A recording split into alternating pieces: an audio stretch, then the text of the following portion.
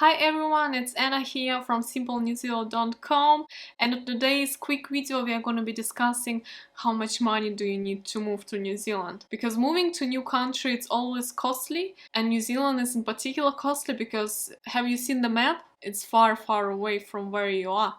So the first main expense you have to budget for is your flight. Depending on where you are, it could be more expensive or cheaper. If you're flying from Europe, which I suppose many of you do, you can count with average of 1,000 US dollar per flight per person. However, there is the caveat because prices could range depending on the season where you're flying, depending when you're booking.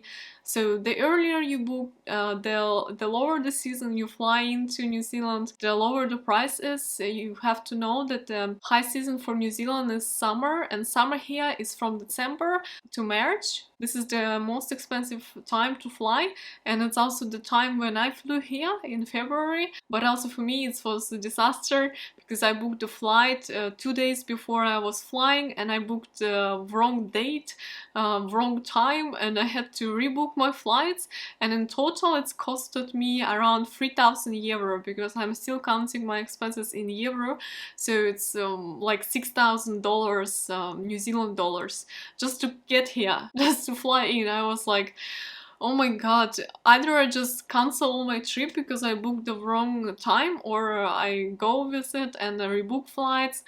But overall it's just expensive to get here because you'll probably have to change the flight either in somewhere in the Middle East like Dubai or Amman, or you fly to Australia, but also to Australia you probably will change the flight.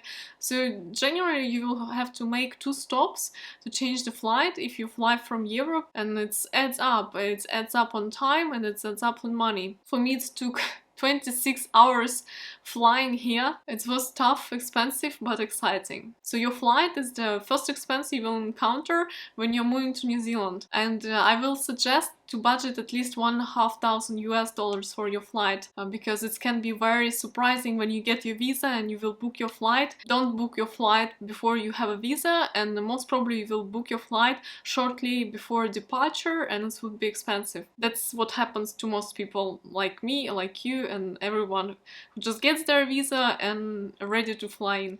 The next expense you have to budget it's car, because when you move here you will need to get a car that's 100%, and car prices range, but if you're on a low budget you can get car which is functioning. It's not great, but it's functioning for around $2,000.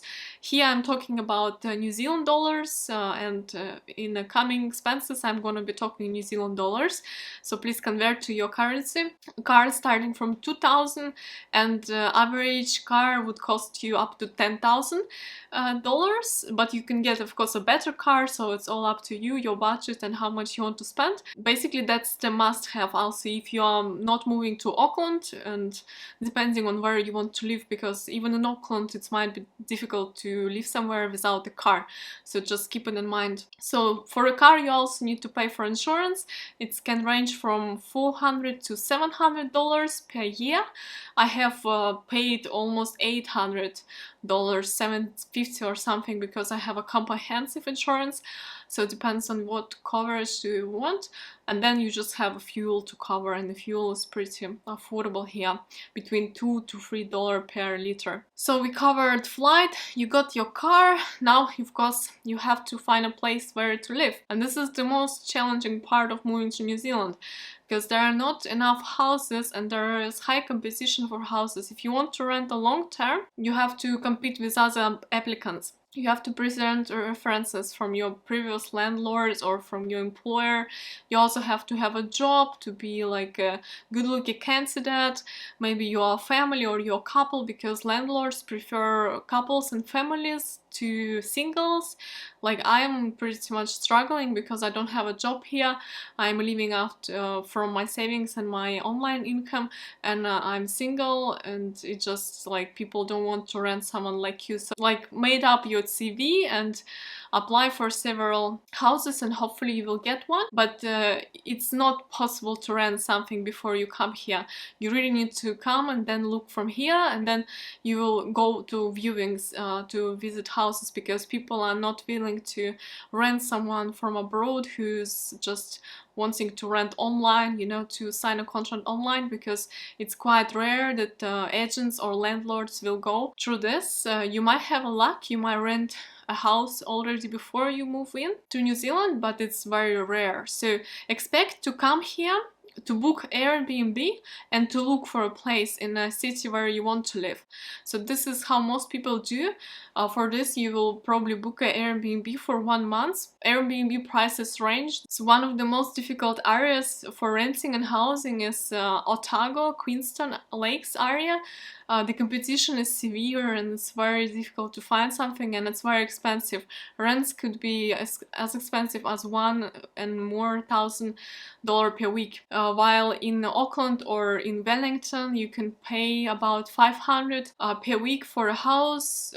In Auckland, it would be more $650 per week. So that would be your rent for long term. But if you're looking at Airbnb prices, expect to pay around $100 per like a small apartment or a house per night. So you will have to have at least $3,000 per month for your Airbnb, which you probably will rent for the first month living here. That's how I did it. So it's mandatory expense because you don't have any options where you're supposed to live. Of course, if you have friends or family here, it's a different story.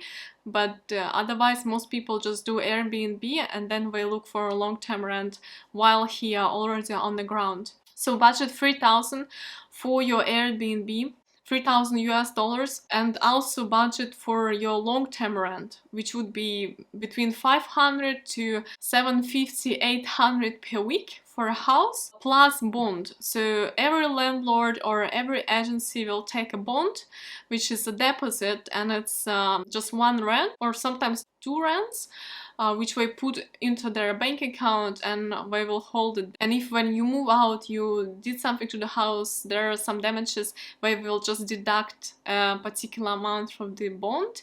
But if you did nothing, you're a good tenant, you will just move out and get your bond back. So bonds are pretty secure deposits, so you don't be afraid that you're gonna lose it immediately. But you need to be careful also with the property, right? So you budget your first month's rent or maybe more months rent, so as much as you want to be more on the secure side. Then you budget bond, one-time rent, and then you just have your running expenses, right? So for your daily life, it's food, maybe gym, clothes, you know, wherever you want to buy. For food, you should budget at least $200 per week.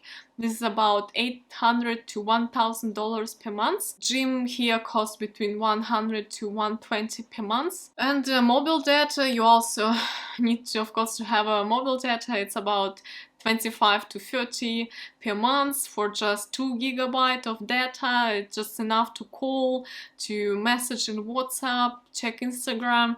You will have like 100 minutes of calls and 100 SMS usually with that package. Yeah, that's pretty much your basic expenses. When you move here, you get your transportation, you get your housing, your Airbnb, then you move to your long-term rent, and you just live your life. But for my opinion and for my experience, you would need to have at least $20,000 to move here. Because look, you have your flight, your car, your first month's Airbnb, which is already $3,000, and then you have to pay your rent and bond, and also your running expenses like food, insurance. Don't forget about your health insurance, which will be about $50 per month, which you should do before you come here as well. Your mobile coverage, a fuel for your car, some necessary expenses, you know, just small things like cleaning stuff, to clean your car, to clean your house. So you see there are so many expenses you can budget for depending on your preferences. So if you want to live in a nicer house and to have your own furniture, you will either ship your furniture from your home country or buy a new furniture here. Furniture is very expensive here, so it will be 100% more expensive than in your home country if you buy it new. You can also buy here second-hand furniture, which will be on the cheaper side. Depends on your preferences. Do you want to use a second-hand furniture or do you want to have a new one? There are so many options and so many expenses to count for. Today I'm just talking about like basics. I'm talking about furnished house, so you don't have to buy your furnishings, because it's also how I'm doing this. I'm looking only for furnished houses because I know that I don't want to buy furnishings, and I don't want to like move the house after 1 year and just carry all my furnishings with me, because this is how people do. Either you have to sell it or you will take it with you. No, that's too complicated, and it's too much money and it's too much time and effort. So just come here, book your Airbnb, look for a rent, preferably which is furnished, or ship your furniture from your country. Because if you ship it, this would be about 2,000. If you ship it from Europe, so it would be about 2,000 US dollars to ship it here. So you can also ship, but this will take time, or you can look for a furnished place. So that's all main expenses. And to sum it up, as a single, if you are moving as a single, count with at least 15,000 US dollars to move here. Better if you have 20,000 US dollars to move here. As a family, I would say you will need twice much as that. And when you move here, of course, you will get your job, I suppose. Your income will start flowing in, so you will cover your rent, your food and everything. But just to cover all these initial things, you need to have savings, because you cannot just move here with like $100 and just go on. There are so many investments you have to make, especially in countries like New Zealand, that you have to be prepared. And that's why I'm also filming this video. Check out my another video about cost of living in New Zealand, where I'm going more into details about how much daily things here cost and what you have to be prepared for. And don't forget to check out my website simplenewzealand.com, where everything is written down, all data which you can read and just notice, and just to get some information which is written down.